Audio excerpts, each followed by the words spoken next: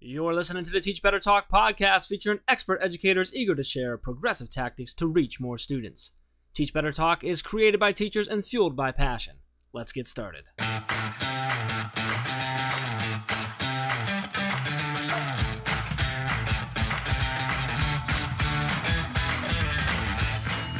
Hey everyone, welcome to episode 120 of Teach Better Talk. I'm Ray Heward and I am with my mostly dead friend, Jeff Gargis. Mostly dead. Yeah, have you seen Princess Bride? Forever ago. Princess Bride talks about, okay, first of all, you should go see that movie tonight. That will be your date night with Amy. But they talk about being mostly dead, and I kind of feel like you're mostly dead. Yeah, I'm recovering. I'm getting there. My voice is coming back a little bit. It's still a little How long does it take one teacher to recover from the Teach Better Conference 2019? That's a good, you know what? Let's just go right into our first challenge to our listeners. If you're listening to this, hashtag #TeachBetter19, tell us how long it took you to recover from the conference. For real though, because I thought it would be a really good solid 24 hours. And so I chose, I think you did too, Jeff, to just sleep for 24 hours straight. And I did successfully. And then I had this moment on day 2 where I'm like, nope, still going. I didn't sleep for 24 hours. Actually, on Sunday, I got up and I let Amy, if you were at the conference, my wife Amy ran the registration and stuff and helped with so much going into the conference. She stayed in bed till 2 p.m. on Sunday. I got up with the kids, but I really didn't do much. We just kind of relaxed, hung out, we cuddled on the couch, watched TV. And I did go to the movies with Jacqueline at the end of the day, but still very relaxed, a very, very relaxed Sunday. And I let myself sleep until the kids got me up. I didn't get up for a workout. And then Monday, I tried to get up earlier and I was just hurting. And I looked at Amy, I'm like, well, I guess this is a 3-day recovery, not a 2-day. It's going to be multiple days. So I'm still working on it. Yeah, I was going to say, Jeff, I want to preface, I didn't sleep 24 hours. I was being a little dramatic. I woke up at 3:45 Sunday morning to catch a flight. And I'm pretty sure I snuck out of your house because I want our listeners to know Jeff Gargis did not drive me to the airport, ladies and gentlemen. No. Who drove you to the airport? Oh, man. I went with Becky and CJ Reynolds. It was a ball. They are still just as energetic, just as cool, just as fabulous at 3:45 in the morning. And I just want to preface, we had our networking event Saturday night.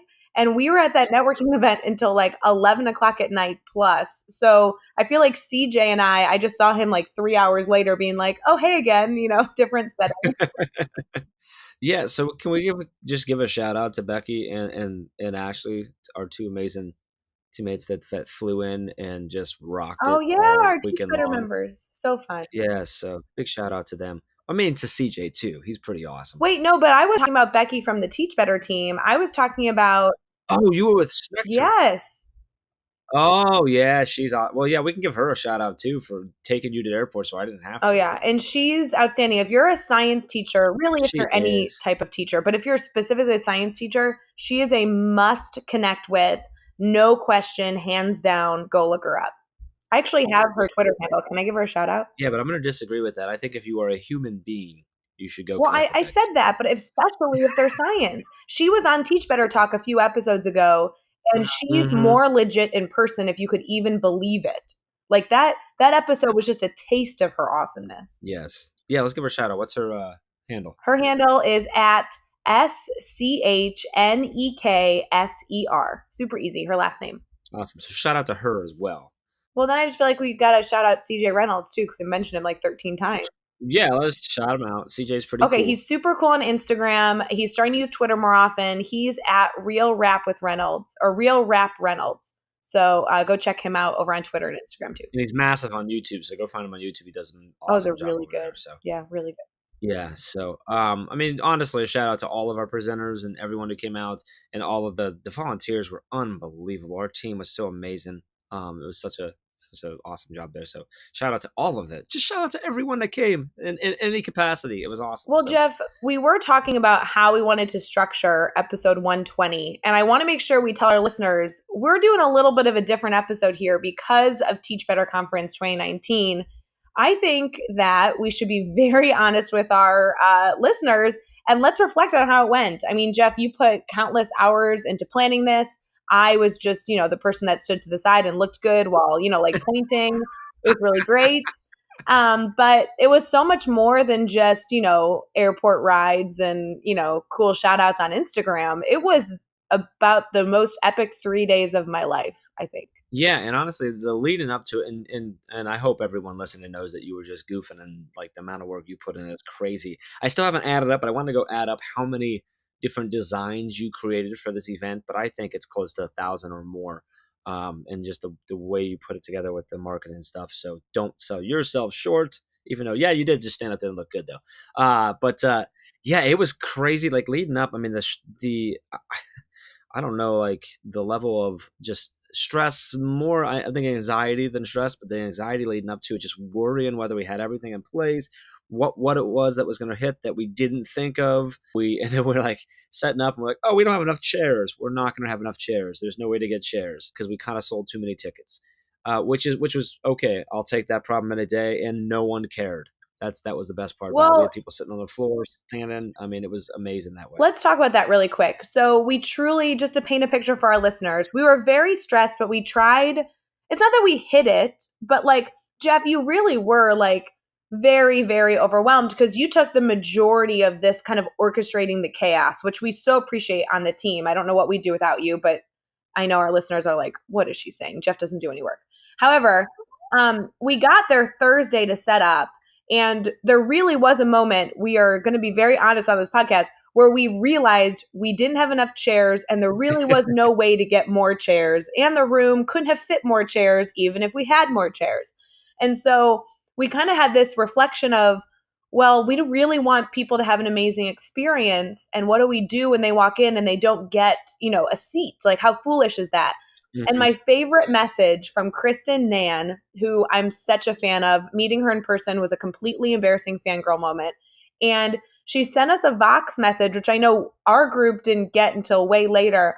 But she was like, I'm so excited to sit on the floor at the Teach Better 19. She's like, of all the people, all 300 people that are there, there are so many people that are showing up just to enjoy the experience. She's like, we're all teachers. Who needs a chair?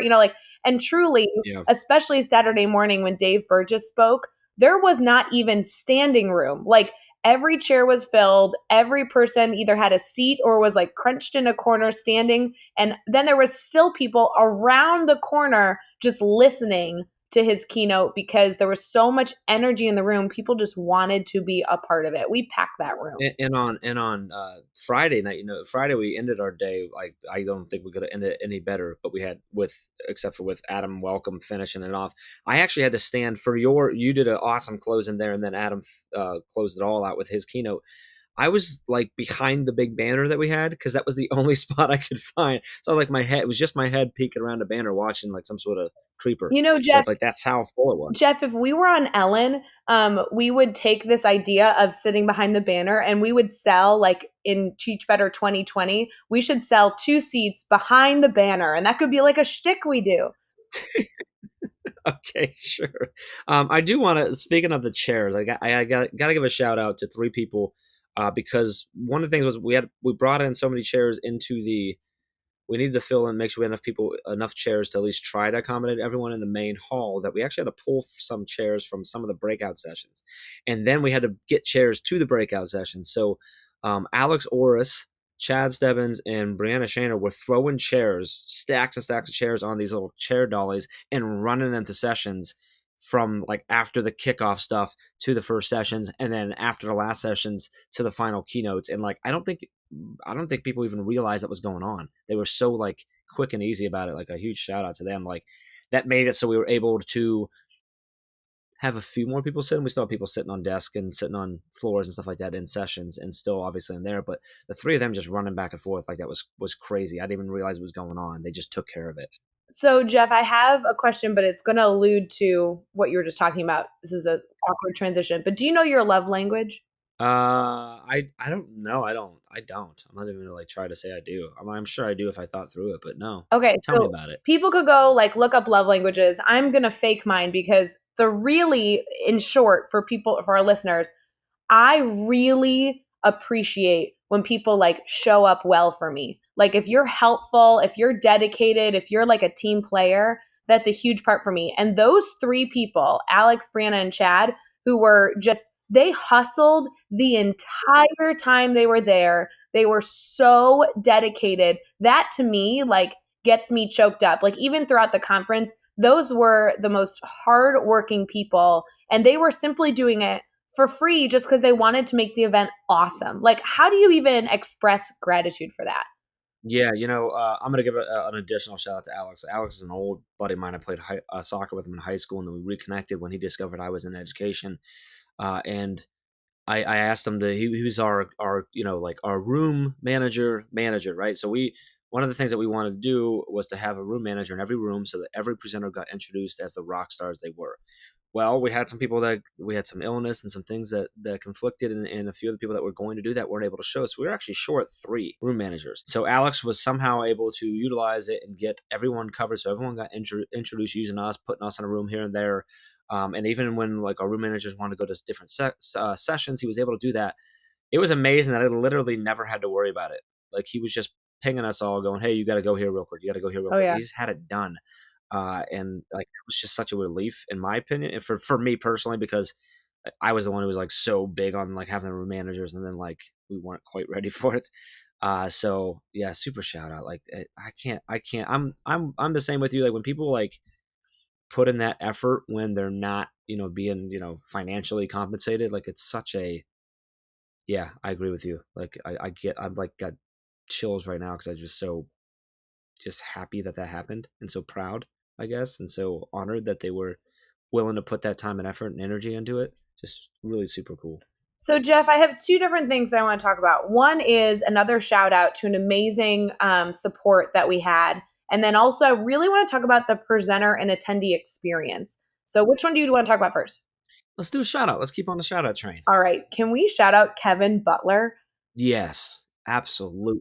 Oh my goodness, Kevin Butler. Was he not the coolest guy that not only he was a presenter at the Teach Better conference, but he came Thursday night to help us set up, and he was there, present, eager to help the entire time.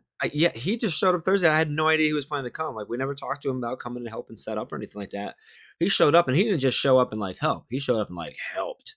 Like he was blowing up balloons. He was moving things. He was doing that, and then he was there helping, with moving things around. Like, yeah, I mean, just phenomenal help. Yes. And then, by the way, he also ran an amazing breakout session. I think one of people's favorites. Like he Yes. was so all Absolutely. in making that experience amazing for the people who joined his session.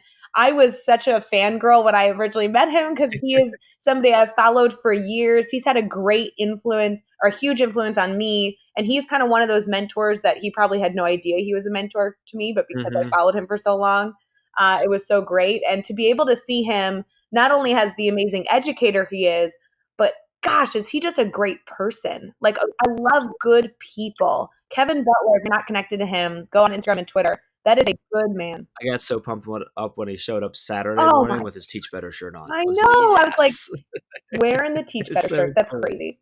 So one of the things that we put together for the Teach Better conference early on, this was a huge focus that you brought to the team, Jeff, is we wanted to take all the pieces that we had experienced at conferences, because we go to, tons of conferences throughout the year. All the things that we didn't like, all the things we did like, we wanted to kind of like explode all of those ideas and make it the best experience ever. Also for our attendees, but really we started originally focusing on our presenters. How do we make them feel appreciated and loved and get the most out of this experience? What do you think, Jeff? And I know there's a lot, but what do you think was the biggest element that we offered our presenters to try and celebrate them, in the Teach Better conference? I think there was 2. So I already mentioned it. So I already mentioned about the room manager. I think that was a big one because that's something that's always been weird when you do a breakout session. You're kind of like looking in the hall and you're like, all right, I guess I'll start now. Like, and then you have to like talk about yourself to like get things going. I love the fact that we had people introducing each speaker. If you're a speaker that doesn't do it a lot, that's really awkward, especially if we had several speakers. It was their first time. So it's kind of awkward to like have to introduce yourself and try to explain why you're up there, versus having one of our teams saying, hey, this person's amazing, you're going to learn some stuff because that's why we selected them. I think that was a big piece. And then something we did that was very intentional for this reason was we had every single one of our speakers was labeled as a featured presenter. You just like spilled one of our secrets. It's not like they can't figure it out. That was intentional because everyone is a featured speaker. I've never Absolutely. liked the separation. Actually, I did the same thing in my wedding. I had 8 guys stand up for me in my wedding, and they were all best man. Literally labeled Yeah. as best man. And it was that same thing. Like, I don't like that separation. I feel like that shouldn't be there. I think if you're someone who is a more quote unquote sought after or more, quote unquote featured, like, people will know that that's just going to happen naturally. Right. But you give that to a first time presenter and they have a little more confidence, and then they're going to bring more value both for themselves and the attendees. So that was a big piece for me. And I do think, I think we did a good job communicating. I think that was a big piece, and that I always appreciate when you get a ton of emails that just give you every piece of information you have. So I hope they felt that way at least. So Jeff, it's funny. I was going to pick 2 different things. Oh, so I'm excited for yours. sweet. But first, you didn't really highlight that to the fullest extent. I just want to add to that. When you talk about a featured speaker, this was a discussion that we had on the team because we had like our 6 to 8 like lineup that we kind of released early on, and then the proposals opened. And we had all of intention of that lineup being the quote unquote featured speakers. Mm-hmm. It was Tara Martin, Ryan Sheehy, Adam Welcome, Dave Burgess, like Shelly Burgess. I mean, it was that great span of people that we originally, expressed excitement for. But as we were looking through the number of proposals, like, holy cow, did we not expect to get even half of the proposals we got? It was such a deep discussion of and it was such a challenging discussion of who was the best fit for the conference for that year at that time, that by the time we were looking at the people that were selected, it was almost comical to not have them be featured speakers, because they were all talking about topics that we as a team were so incredibly passionate about, that you are the one who brought up, hey, we should make them all featured speakers. And initially I pushed back on you. Like, I was like, no, Jeff, that's not really how this works. And I was thinking in a very traditional mindset, well, conferences, you have featured speakers. It's like a second tier of presenter. And you very, purposefully, which I really appreciate about you, stopped and said, well, why? We just spent hours and hours slaving over these proposals. We love each and every person's topic and the people that are going to be there. What value does it bring or not bring to really make sure we highlight them? And it was an amazing choice. I'm so glad we did that. So that was all you, dude. I really appreciate that. I just want everyone to realize that how often it happens that you disagree with me and then you realize that I'm right. Okay, hold on. That's not what I said. So what were your 2 then? Now I'm nervous that like we don't want to tell everybody this, but okay, here's the honest truth. Well, maybe we shouldn't. Oh, well. Don't worry, I can edit it. No, you can't. All right. Everyone knows I do all the work for the podcast. So first of all, I didn't realize we were doing a comedy show today. Stop That's it. great.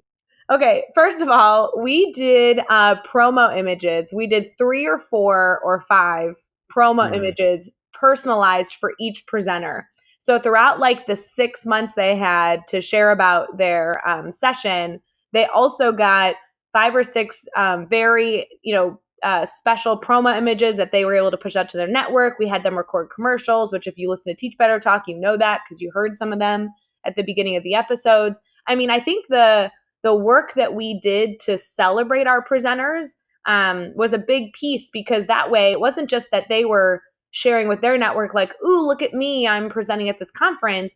But really, we wanted to take some of that burden off of them, the work of putting that together, and really like amplify their message even before the conference started. I think that a lot of presenters really appreciated being celebrated that way.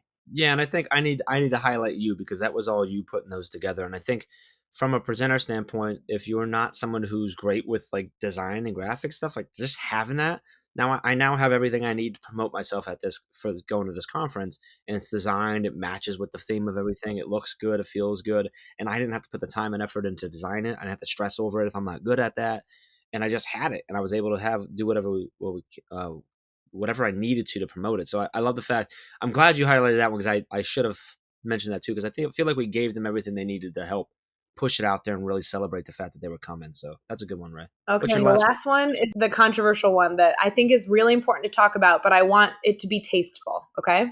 one? Okay. We didn't charge our presenters. Mm-hmm. Like our presenters, and you've said this forever, I'm just stealing your words and I'm taking credit for it. This is my original idea, listeners. We literally could not have the conference without our presenters. I mean, that they are the ones that shared their expertise, that shared their insight at this event over 2 days to hundreds of people.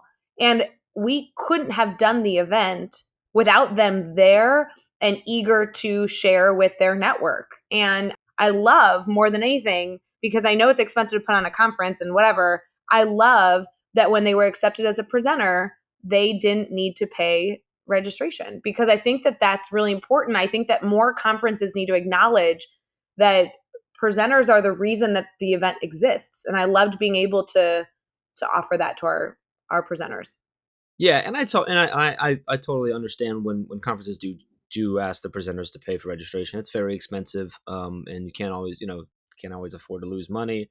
And there is a lot of value for a presenter who comes. Obviously, like I know, like our presenters got a lot of value out of coming and presenting and stuff. But that's just something that I've always been big on. I don't like to.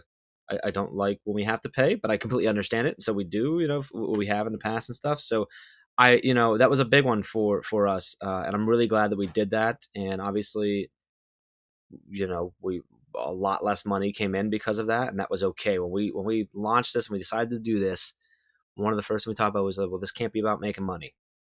It's got to be about building something, creating a platform to raise voices, share value, and create something. And if that means we lose a whole bunch of money, then that means we lose a whole bunch of money. Our focus was from day one was on, are we going to create an experience that's worth us losing money because people gain something out of it, and we build friendships and relationships, stuff like that. And I think that worked. So I'm really glad that we did that as well. And we had several presenters who told us they really appreciate that. And so that meant a lot that they recognized that and shared that with us. So what about the experience as an attendee?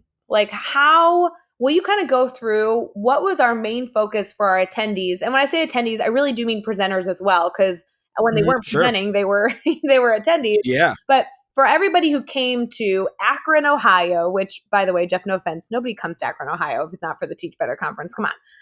But they found a way to come to Akron, Ohio, and they experienced a 2-day event that if you look up #TeachBetter19, people were, explosive with their excitement. The feedback, the blogs that have been written since the event. I mean, I've been telling people that I think it went better than I even imagined it could have ever gone.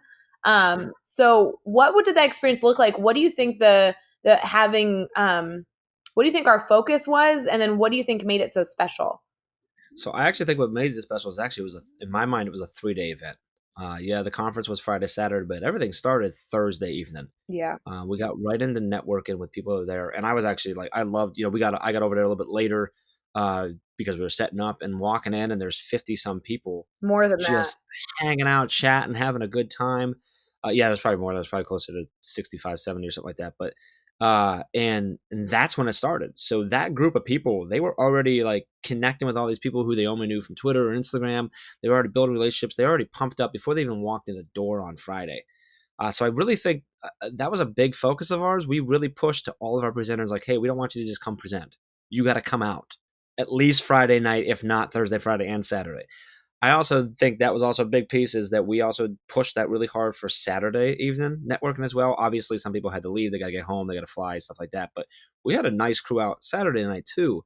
And I think too often you have like that last day of the conference and it's like, oh, it's Saturday, it's 4:00. Everything's done. And I love that we were pushing and saying, no, your experience continues. Keep making these connections. Keep building those relationships so you have something to take home. So then during the conference, I think a big thing, and I talked about it, at the closing of Saturday, and is the fact that we worked really hard to focus on the content that was coming, not the fluffy stuff. We did our best. We obviously worked hard to, to create the environment there through, lights and signage and banners and all that type of stuff. But we we picked the venue we picked because it was small and comfy. We didn't pick it because it was a big, amazing looking conference center.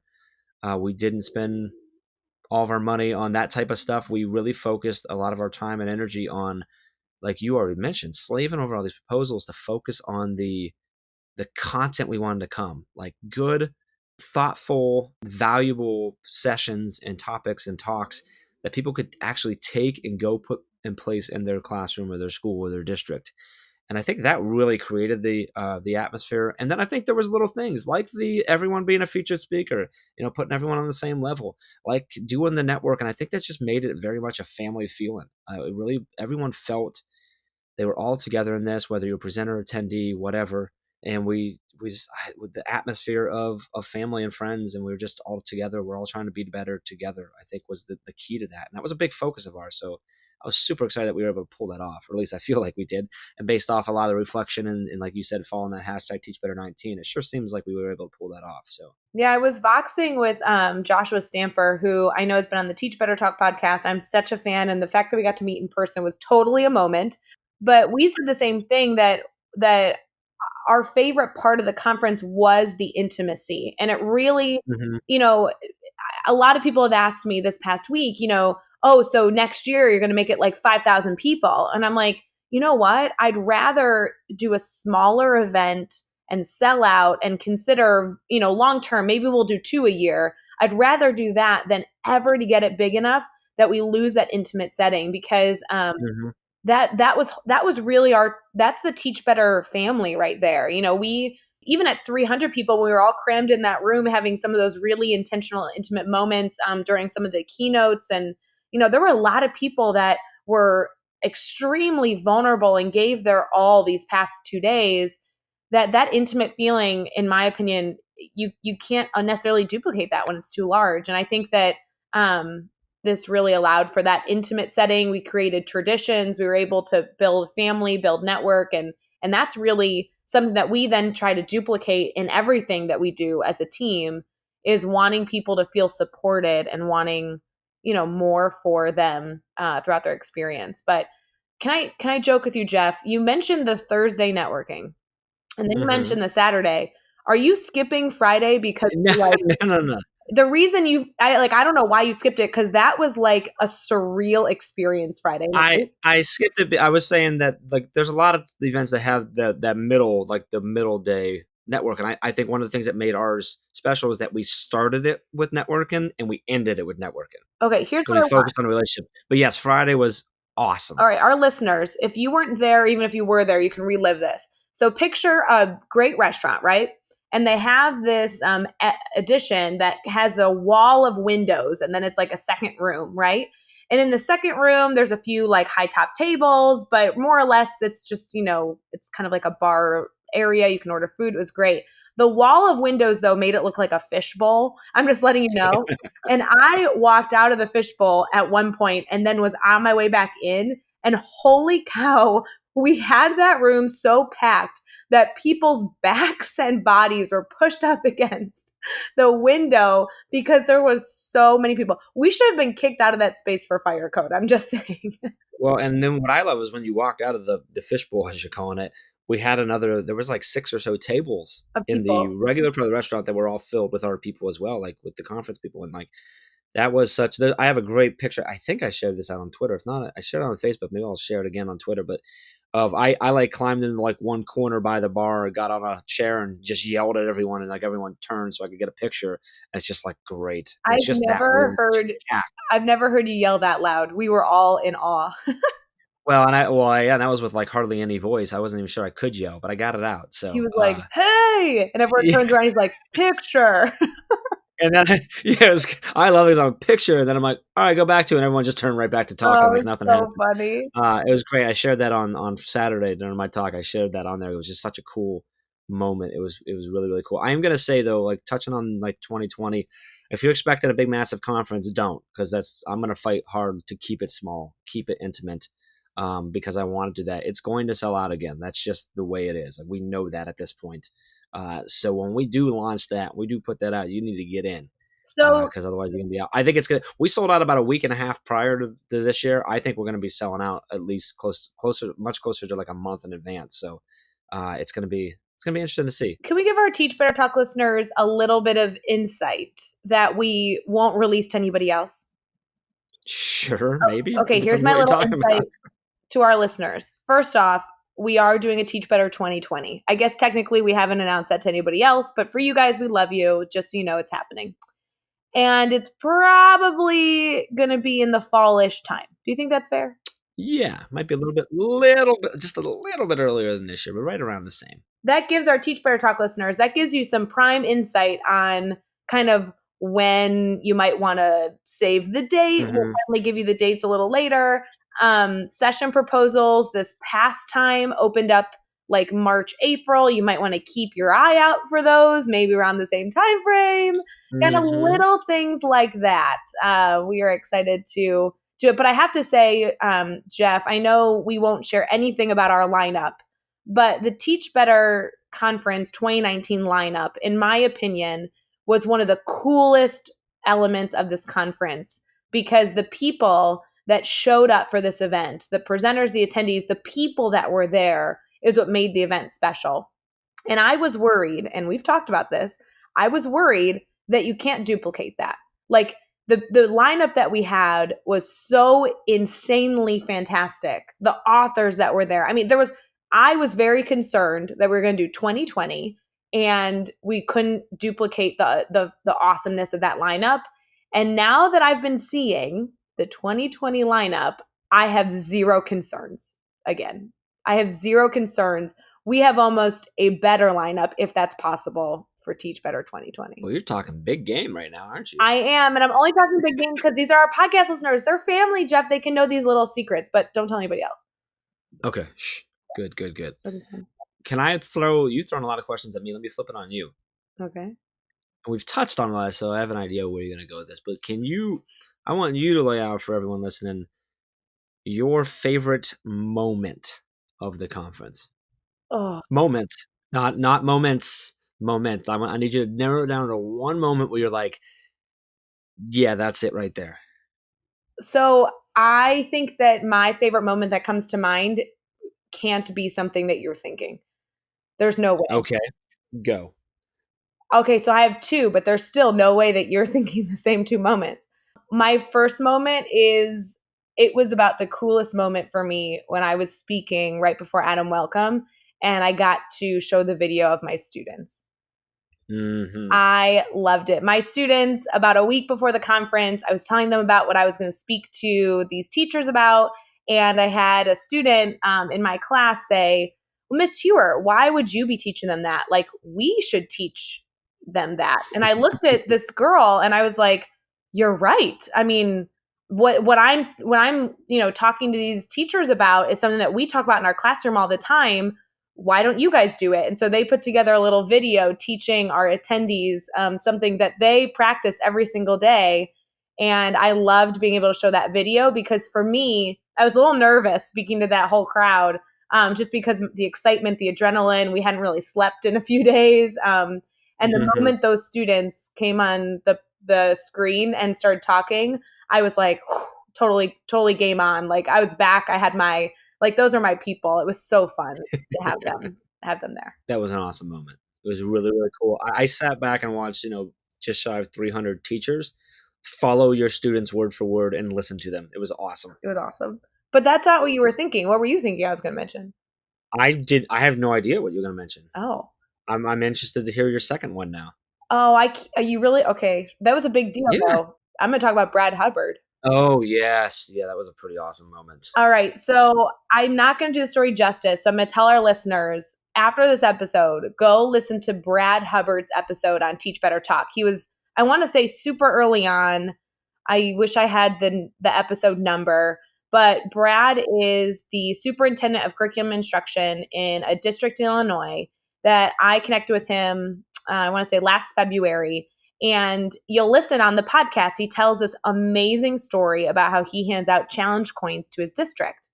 And Jeff and I in the episode, go listen to it. But Jeff and I in the episode are like, okay, how do we get one of those? And, since I've seen Brad, numerous times actually since the episode, since initially meeting him in February. I keep joking with him. I'm like, hey, I got to get one of those challenge coins. Like, hey, that's something I'm working for. And he's like, Ray, you can't just get one. You have to earn it. That's what he always tells me. You have to earn it. And so Saturday night when we were at our networking event, super late at night, I just want to preface for our network, like we had literally slept maybe 8 hours in 3 days. I mean, we were so exhausted. And he comes up and like hands me the challenge coin and says, you know what? You earned it. And I'm like, that was a moment. I'm going to carry it every single day with me in my wallet. And anytime you see me speak from now on, I'm going to have that challenge coin with me. Just feel free to come up to me and call me out. I'm going to have it on me. It was super cool. I have mine in my hand right now. And Bradford was episode 75, Make It Matter. It came out back in June 2019 and really was a phenomenal episode. That was a really cool moment. Yeah, that was a super cool moment. See, and both of my moments were like, again, very small and intimate, right? Like moments with my students, moments with Brad Hubbard. I mean, that's to me what makes the biggest impact, So what do you think your biggest moment was? Honestly, so I had a interesting moment that happened to me that I just didn't see coming. I think that's why it's probably the biggest one for me. And I talked about it on Saturday. So on Friday, toward the end of lunch, I'm walking down the main hallway and I just I see way down. I'm down by where the sponsors are. I look down by the registration and I catch my brother Mark, who lives an hour and 20 minutes away and has no reason to be in the area. I'm the youngest of three. He's my middle brother. And just walk over. He's like, yeah, I was in the area. By in the area, he was 25 minutes away visiting a client and came over. I didn't even know he was aware that I had an event going on or anything like that. And he's like, yeah, I just thought I'd stop by. He's like, there's a lot going on here. This is really cool. And he walked around. He's like, I'm just going to walk around. I'm just going to walk around, look around, and stuff like that. And my brother he's a when I say this, I always feel like I'm making him sound like he's a bad person. He's an awesome brother. He's always been a great brother, but he's just he's a hard-headed guy. Always held me to a very high standard. So I've never really felt like I was able to impress him. I know he's proud of me and all that type of stuff, but I've never really been able to impress him or feel like that. And he messaged me Saturday morning, very early, and told me he was proud of me for the event and for what we're doing as a company. And it was the first time that I'd ever had him tell me the words, "I'm proud of you." And that was just a super cool moment for me that I shared. I know that's more of a personal, not necessarily connected to the conference as much, but it was just a really cool thing where I got to sit back and say, yeah, I'm proud of me too, kind of a moment. But then there was another one where we were at the networking on Friday night, and Chad and I kind of stepped back, right against that fishbowl wall you were talking about in the corner. And we just kind of looked out on what was going on there, all the conversation stuff. And Chad just kind of leans in and he goes, how did we do this? And I leaned in. If you've ever seen a movie, That Thing You Do, I stole from that. And I said, I led you here, for I am Spartacus. But jokingly, that was just a joke. But we just sat back for a moment. It was the moment of us sitting back going, how did we do this? Because we're there's so many people in here that are experiencing so many different things.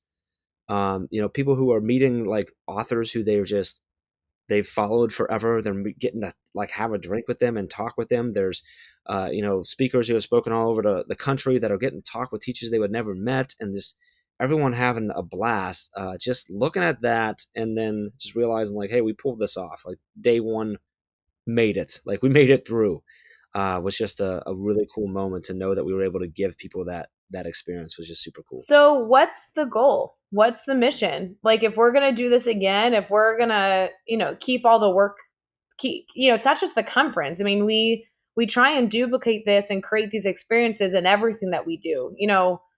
What's next for the Teach Better team as we continue to reflect on the conference and plan our entire year, for 2020? The mission hasn't changed. It's always been the same, and it continues to be the same. And that we're trying to impact kids, and we do that. We've chosen to do that by helping teachers be better, whatever that means to them specifically, so that they can go be better for the kids.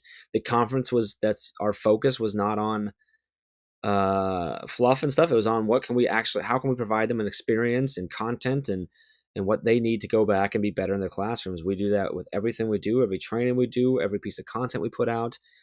Every time we come up with a new crazy idea, like a podcast, it's all about how can we continue to support teachers and give them experiences and give them whatever we can, whatever they need to go back and be better for their kids. And so I think 2020 is the same thing. We're gonna do that in a few newer ways. Some other ways we're gonna try and do that, but I don't think anything changes. That was the point of the conference. That'll be the point of 2020 conference and everything else we do. No, you're right. I couldn't agree more. I love that this is the focus, because if that is the mission, then almost anything we do is going to be fun and enjoyable and powerful. I love that. Absolutely. Yeah. Super pumped.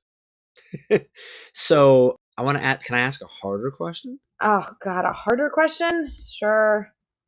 Yeah. So we're looking at 2020, Conference 2020. Our listeners now know about it. Mm-hmm. From your standpoint, what would you change? Oh, we're gonna let them get into the minds right now. I don't feel like they can know all these secrets, because I have a list going of things I want to change. Okay.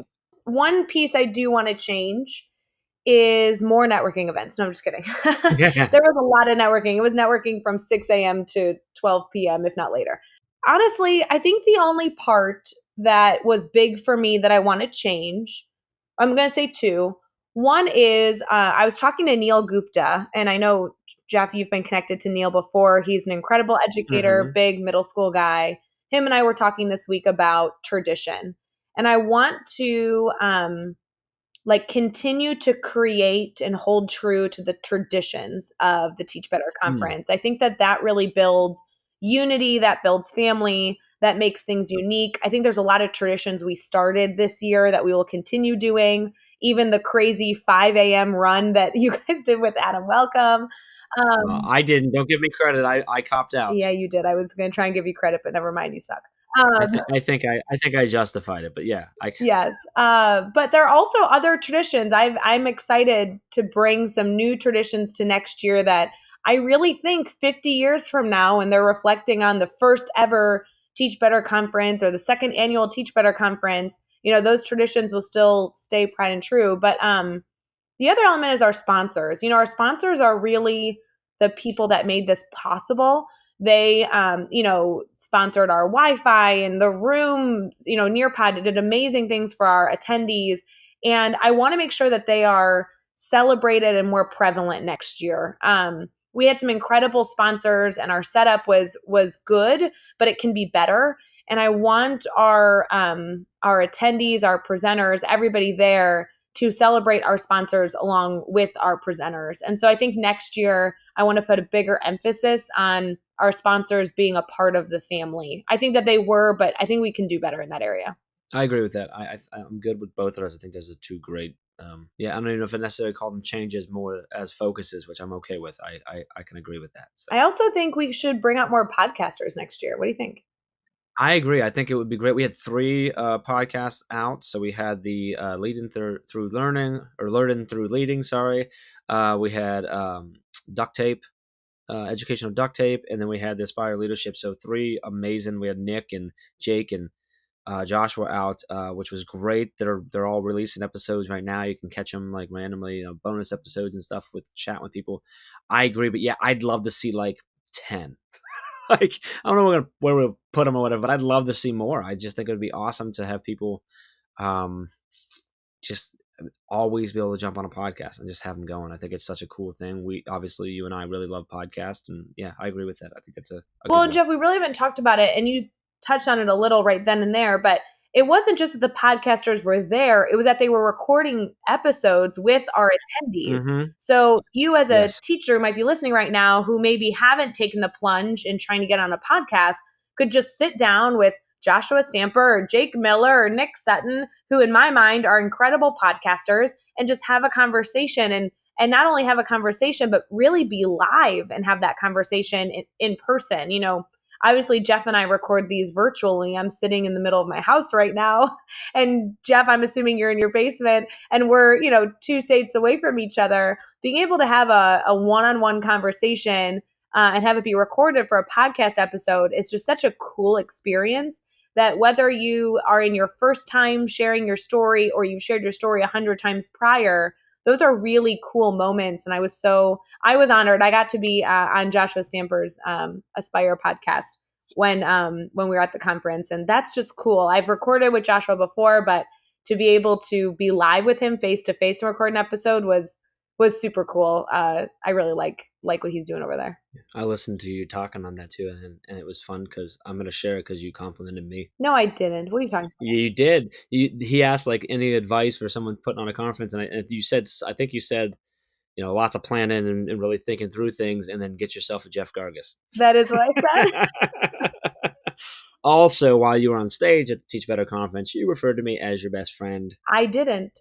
No. You did. Nope. I have it recorded. Do you? I don't know. However, I also have myself recorded saying the same. So, we can't really get out of it at this point, right? Guys, it's all for show. It's a lie. So anyway, it was fun getting to kick everything off with you on Friday morning, because we just got to go up there and be mean to each other like we always are. Your addition to the slide that had my map on it was hilarious. Yeah, can I just tell our listeners, we talked about how this conference was so well planned, and we did all this stuff.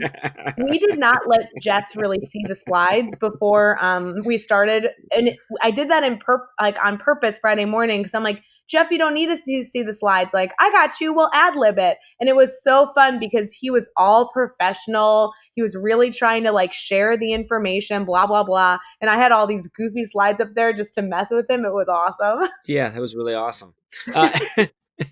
No, it was great. It was a blast. So this conference was just phenomenal. I think we've done pretty well encapsulating here and talking about it. If you're listening and you were there, we are loving everything that's been shared out with hashtag #TeachBetter19. And just, your reflections on it, your thoughts on it, what you loved about it, getting excited about 2020. So please, please, please keep sharing that out with hashtag #TeachBetter19. I mean, I'm loving it. It kind of allows me to relive it every day, which is just really cool. So yeah, been super fun. And make sure you keep your eye out for Teach Better 2020 and all the other things that we do as a team, because this was just the beginning, guys. It can only be the beginning. I love that we were able to reflect on this today. It's super fun. I'm kind of all jazzed up all over again. Yeah. So everything, obviously, you can get everything at teachbetter.com. Everything with the conference at teachbetterconference.com. Right now, obviously, it still has a lot of info from this year, but details of 2020 will be there as they come out. And obviously, we're going to be talking about it here on the podcast as it comes out. So make sure you're subscribed here. If you can leave us that rating and review, we'd really appreciate that as well. Ray, any last words for us? No, I'm just excited to hear you take us out, because you actually ended our conference with this line. So I'm ready for you to end this episode with this line. So until next time, let's get out there and let's teach better.